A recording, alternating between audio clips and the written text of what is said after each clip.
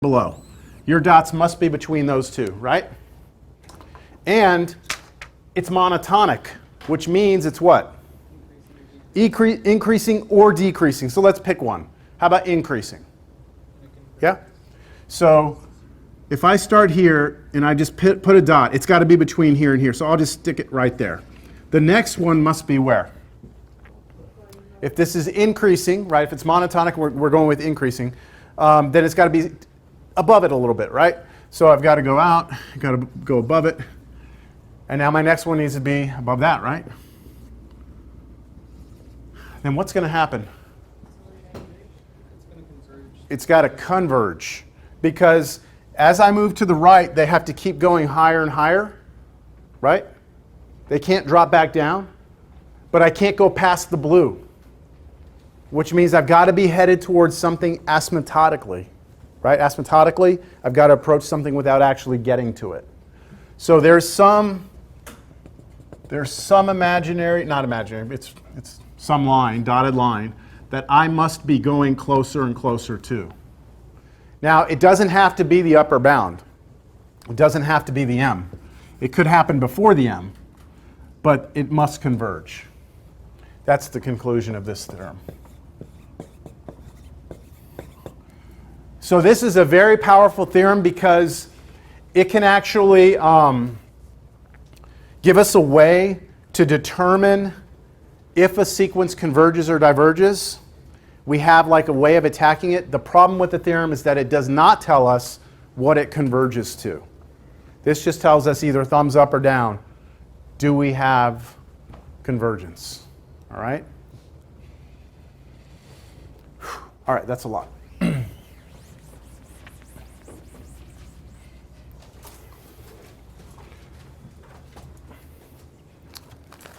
Well, while I remember here, I have stuff to pass back in the sign-in sheet. So let me get this going. Around here, April 4th. Sign-in sheet, I'll start it over here. And I'll start the handouts of grade stuff. I updated the grades, but what I forgot to do is I need to go in there and put into the system to drop your lowest 2 quiz grades. I forgot to do that, but I'm going to do that soon. All right, I'd like to show you an example with this bounded monotonic theorem, and I'll also put your homework on the board right now.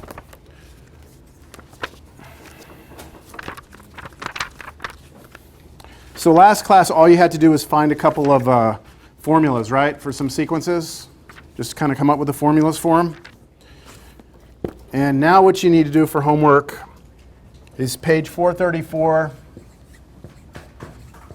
You need to go ahead and do 9 through 31 odds. And then you need to look at 37 through 40.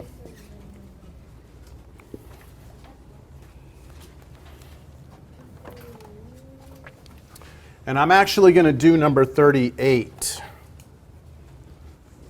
because 38 is a good problem. Well, I'll do some slight variation of number 38. All right, so here's a sequence.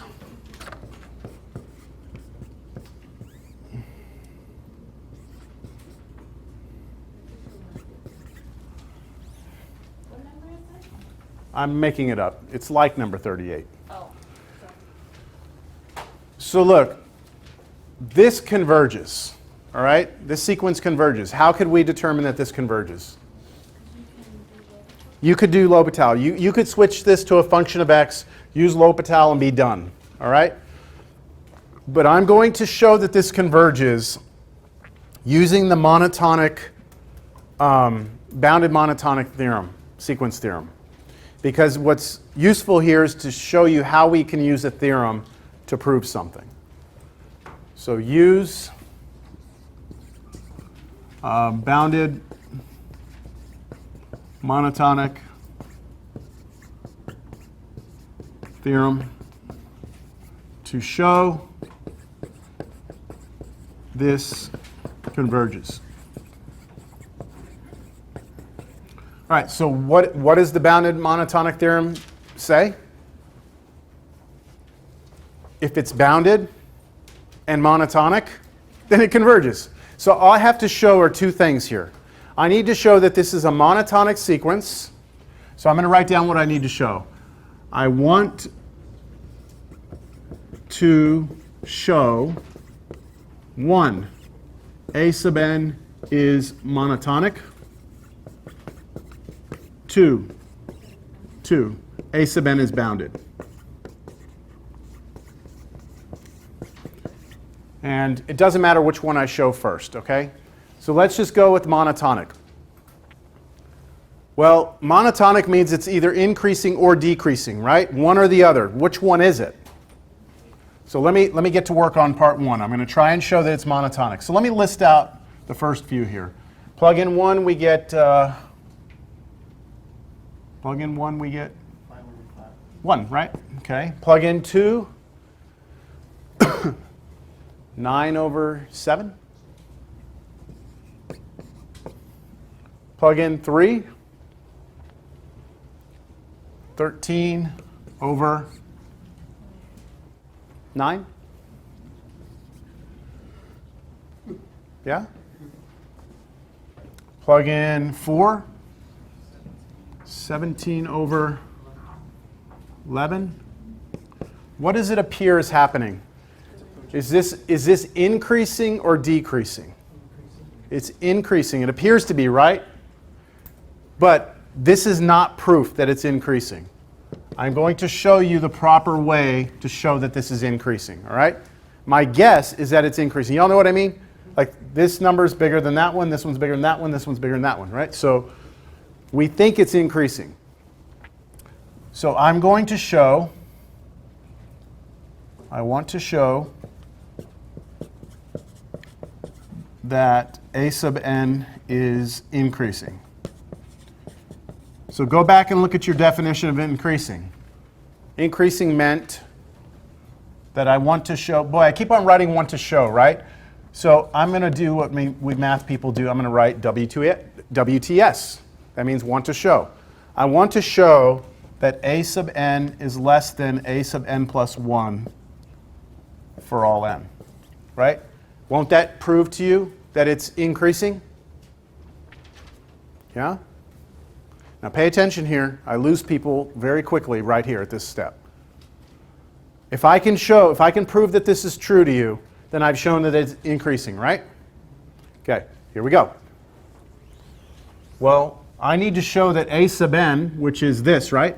I need to show you that this is less than, what's A sub n plus 1? Isn't it that expression replacing all your n's with n plus 1's instead? So watch me do this. I'm going to take this expression, replace all my n's with n plus 1's.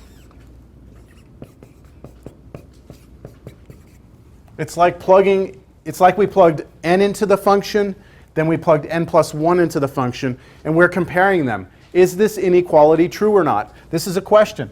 Yeah. If this is true, then I've shown that it's increasing. Now, if you just look at that right now as it is, it's somewhat difficult to maybe convince yourself that that's true. So what we do is we just mess with it algebraically. So watch me mess with this. What I'm going to do right now is just algebra until I get to a point that we can all agree. Okay, just distributing the 4 through and the 2 through, yeah? Okay, now, next thing. Let's collect like terms on the right-hand side. We get 4n plus 1 over 2n plus 3 less than 4n plus 5 over 2n plus 5. Still there? Let's cross multiply. In other words, let's multiply this here and here, and let's multiply this here and here. And the denominators go away. We should get 2n plus 5 times 4n plus 1 less than 4n plus 5 times what? 2n plus 3. So that's kind of like a cross multiply, right? Let's multiply this out. This times this, 8n squared. This times this, 2n here, 20n, so 22n plus 5 less than 8n squared, 12n, 22n again, plus 15. Now let's just move everything around. Let's subtract 8n squared on both sides. Ooh, they went away, didn't they? Let's subtract 22n on both sides. That's nice. And what are we left with? 5 is less than 15. Do you agree with that? Good. That means that this was true. This holds, okay? So we looked at this, we said, was a sub n less than a sub n plus 1? Well, for this to be true, here's what we need to happen. We need 5 to be less than 15, and that's always going to be the case. So I have shown that it is increasing. That's the proper way to do it. But I'm not done. Now I need to show what? Step 2. Bound it.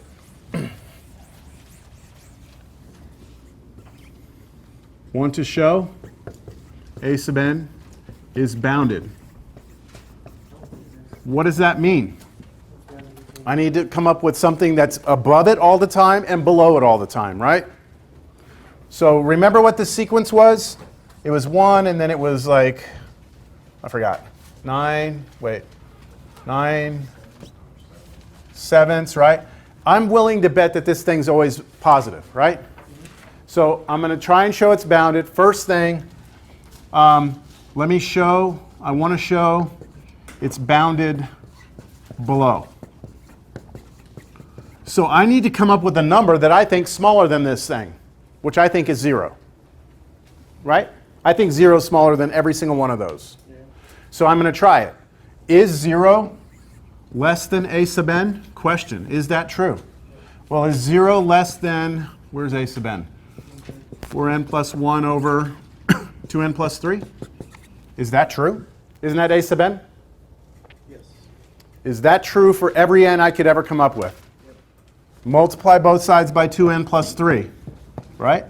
And what do you get? 0 is less than 4n plus 1, right? Is that true? Yes or no? Yes. Why is it true? Because n is 1, 2, 3, or 4, right? So look, this is not always true in the real numbers, but if n is a natural number, that's always true. I can go even further if you don't like that, if you're not convinced. How about I subtract 1 from both sides? How about I divide by 4? Do you agree that n is bigger than negative 1/4? As long as n is a natural number, right? Which it is, because this is a sequence. This confirms that 0 is smaller than a sub n.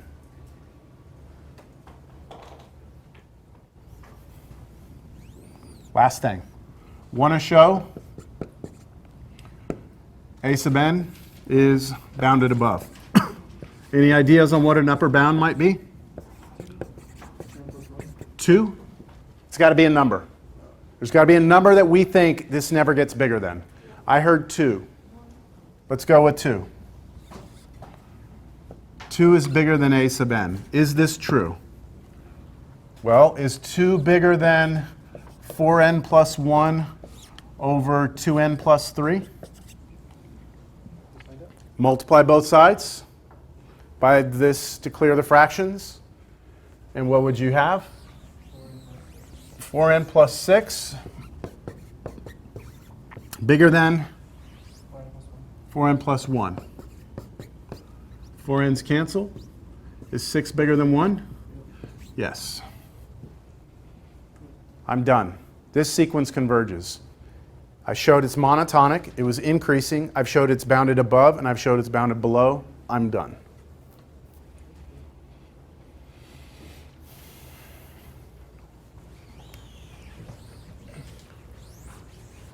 Do things seem kind of strange in here today?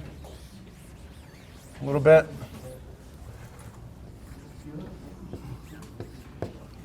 This is our last problem. I know you want to go. I do too.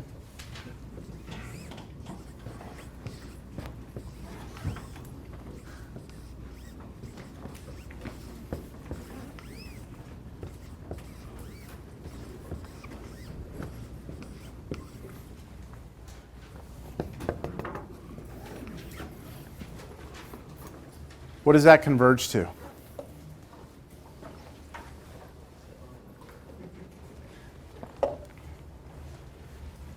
That looks slightly intimidating, doesn't it?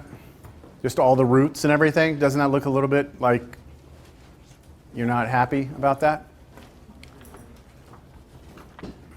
What does it converge to? Well, let's try something here. See if we can find some sort of pattern here. Let's go to rational exponents. Isn't that 2 to the 1/2? That first term. That first, not term, that first number in our sequence, right? Is 2 to the 1/2. Isn't this next one, that square root means raised to the 1/2, doesn't it? But what's in here? 2 times root 2, right? But isn't root 2 2 to the 1/2? Yeah? Now, there's more, right? There's more? But let me just work with this for a second. So I'm going to go down another line. This is 2 to the 1/2. What's 2 times 2 to the 1/2? 2 to the 3/2. You add the exponents, right? There's a 1 there, there's a 1/2. So we have 2 to the 3/2 when we put those two together, but then to the 1/2, don't we? And what's 2 to the 3/2 to the 1/2? What do you do with those powers? Multiply them. So what's 3/2 times a 1/2? 2 to the 3/4. Okay, that's not so bad. 2 to the 3/4. All right, let's go now and try and do this one. I'm talking about this one right here. So the square root on the outside means 1/2, right? And then we have inside 2, right? 2 times this piece right here. 2 root, root 2 root 2. Right? This piece right here? It's root 2 root 2. Recognize that? That's the one we just did. Root 2 root 2, that's that piece, right? And what did that piece turn out to be? 2 to the 3/4. See that? Now what's 2 times 2 to the 3/4? 2 to the 7/4 to the 1/2. And that is 2 to the 7/8. All right, we're getting there. Running out of time, but it's okay. Oh, I have a take-home quiz. It was supposed to be an in-class quiz. I just didn't have enough time, so it should be pretty easy. Take one, pass them around. Okay, what about the next one? We've got the root here. And then I've got a 2. And then do we recognize this piece? That whole piece right there is actually this whole piece, right? Which we just said was 2 to the 7/8. So this is 2 times 2 to the 7/8, eighths, which is 2 to the 15/8, right? To the 1/2, which is 2 to the 15/16. Any prediction on what the next one would be? 2 to the 31 over 32. Good. Next one, 2 to the 63 over 64. So I think you've already found the pattern. We actually could come up with a formula for this. The formula would be a sub n is equal to 2 raised to the, what are all these numbers here? Look at the denominators. 2, 4, 8, 16, 32, 64. All powers of 2, right? So this is 2 raised to the 2n is on the bottom. What's on the top? It's just all these numbers minus 1, right? 2 minus 1, 4 minus 1 is 3, 8 minus 1 is 7, 16 minus 1 is 15. So isn't it 2 to the n minus 1? That's the formula. What does this converge to right here? What is that getting close to? That's getting close to 1. So this thing converges to 2. The powers are getting closer to 1. It converges to 2. Everyone get a copy of the quiz? Everybody sign in. All right, we will start series. All right, be here on Thursday. It's going to be a big day.